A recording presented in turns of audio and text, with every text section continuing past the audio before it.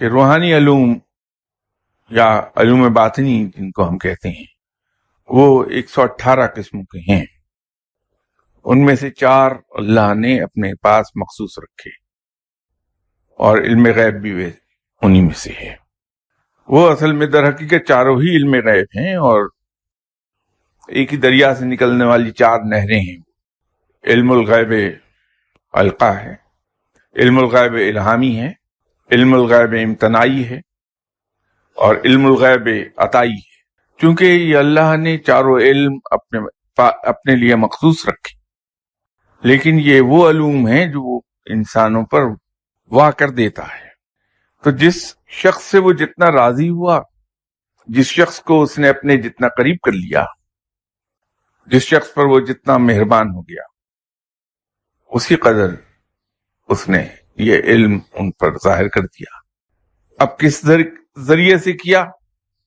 وہ چاروں ذرائع یہ ہیں جو میں نے عرض کر دیا آپ سے. تو ان 4 ذریعوں کے ذریعے سے چونکہ یہ علم اس پر ظاہر ہوتا ہے، ان 4 ذرائع سے، اس لیے اس کو 4 اقسام کا نام دے دیا گیا. اس لیے میں نے یہ عرض کیا تھا کہ ایک ہی دریا سے نکلنے والی 4 نہریں ہیں. کسی نہر سے آپ کو پانی کھیتوں کو سیراب کرنے کے لیے دے دیا جائے، پانی وہی ہوگا، اس کا کیمیکل کمپوزیشن وہی ہوگی، کنٹامینیشن اگر اس پانی میں ہے تو وہی ہوگی، رنگ وہی ہوگا. فرق یہ ہے کہ کس نہر سے آپ کو دیا گیا.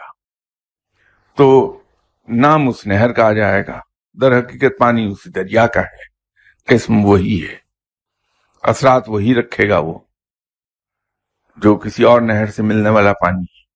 منبع ایک جو ہوا. تو صرف جس ذریعے سے علم غیب کسی شخص پر واقع کیا گیا، اسی نسبت سے اس کو قسم کا نام دے دیا. تو یہ ڈپینڈ کرتا ہے کہ کسی شخص کو اللہ کتنا اس پر مہربان ہو گیا ہے، کتنا اپنے قریب کرتا ہے، کتنا اسے عزیز رکھتا ہے، اسی قدر اس کو یہ علم عطا فرما دے گا.